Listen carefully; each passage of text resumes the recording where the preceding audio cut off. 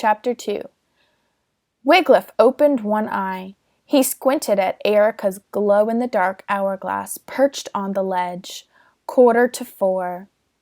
"Angus," Wiglaf said, "are you awake?"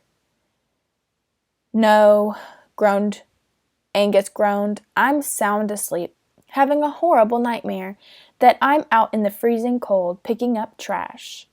Wiglaf stayed under his blanket, and he pulled on his tunic. Once Angus was dressed, his pockets filled with snacks, the boys tiptoed out of the DSA castle. By the gatehouse, they found a stack of burlap bags. They picked them up, pushed open the big wooden DSA gate, and walked over the creaky drawbridge in the moonlit night. Wiglaf took a breath of the night air. "Ugh," he said, nearly choking. "What reeks!" "Frypot must have thrown out more leftovers," said Angus. Frypot, the DSA cook, served leftovers night after night. Only when the fried eel casserole, or jellied eel surprise, began to turn green and foam around the edges did he finally toss it out the kitchen window onto the garbage heap. The boys walked quickly to escape the ghastly smell. On and on they trudged. The sky was turning pink by the time they reached the swamp river. It was light enough for Wiglaf to see the river banks.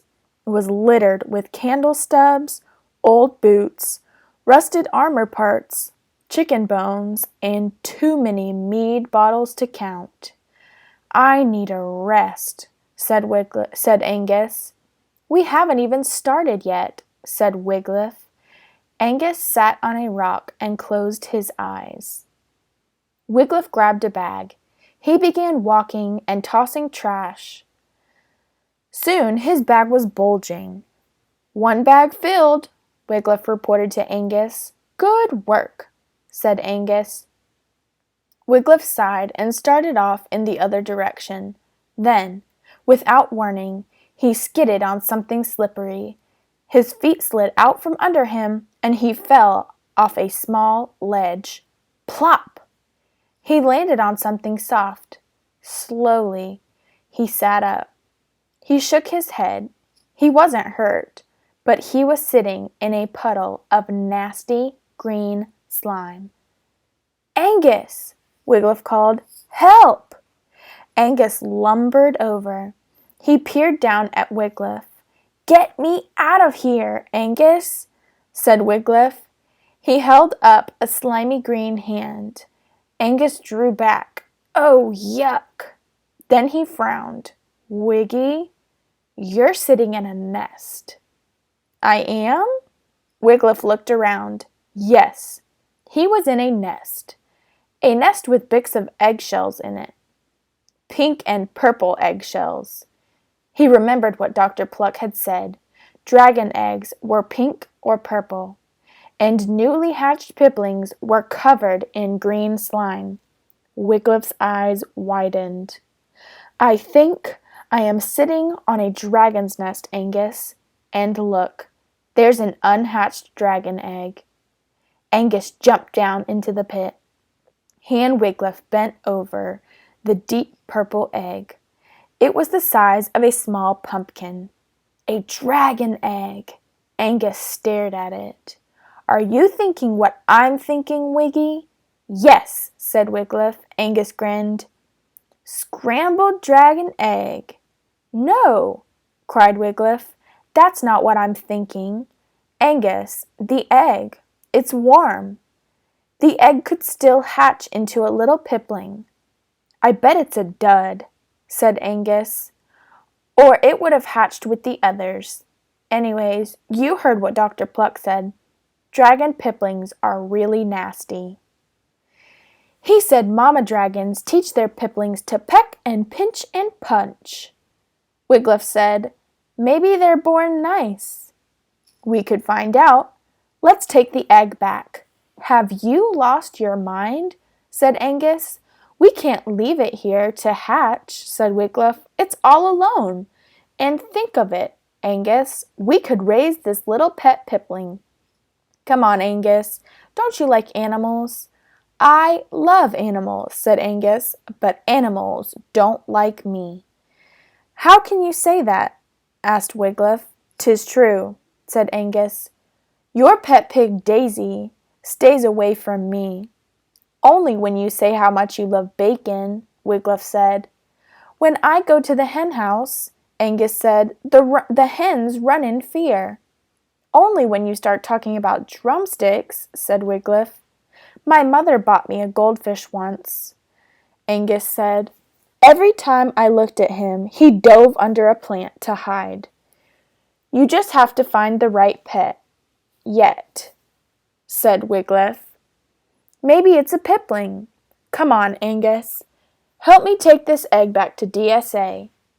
Wiglaf wrapped the burlap bags around the egg.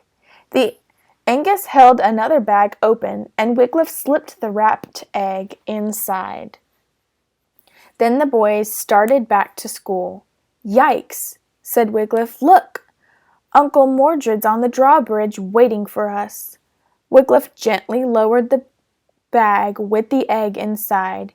He began dragging it as if it were no more than a bag of trash.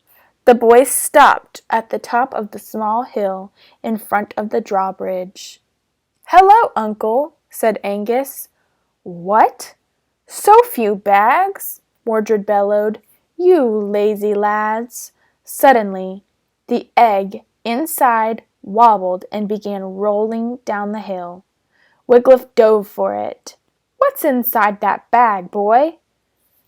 The usual, sir, said Wiglaf. Mordred's violet eyes lit up.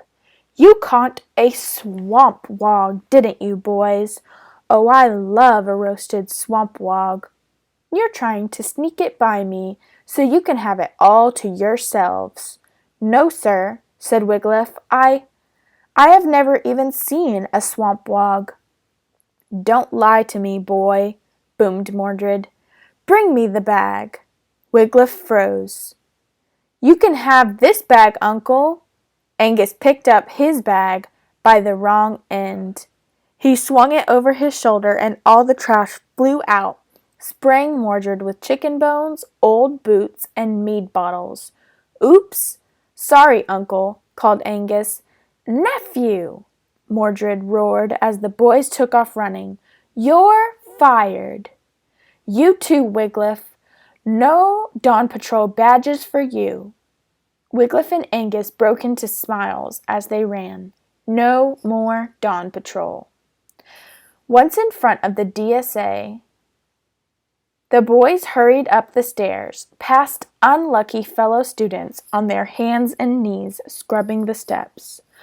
On the second floor, they scurried down DSA's Hall of Fame. They ran past the statues of the DSA founders, Sir Herbert Dungeonstone and Sir Ichabod Popquiz, past marble statues of famous knights and famous dragons they had slain, past a life-size bust of Mordred. The scent in the Hall of Fame reminded Wiglaf of some happy moments in his childhood. But what? He could never remember. At the end of the hallway, Wiglaf caught sight of Erica. She was scrubbing bold black letters off the wall. Help! I am being held prisoner behind this wall. Just a joke, Wiglaf hoped. On they rushed past Bragworth, who was cleaning a rusty drinking fountain. No fair, Bragworth called after them. Why aren't you scrubbing? We're on Dawn Patrol, remember? Said Angus, and we have to get rid of this trash bag. Whew, said Angus when they last reached the dorm room.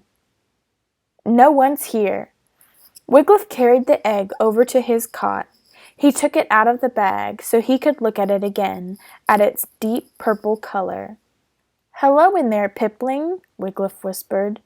Then he turned to Angus. Can I hide it under your cot? You've got so much stuff under there, no one will even notice an egg.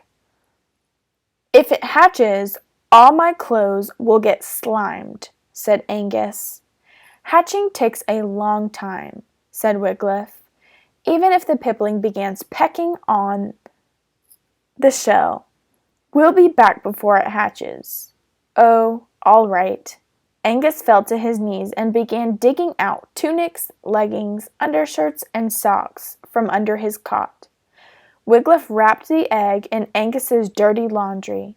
Then he slid it back under Angus's cot. Don't hatch, Pipling, said Wiglaf.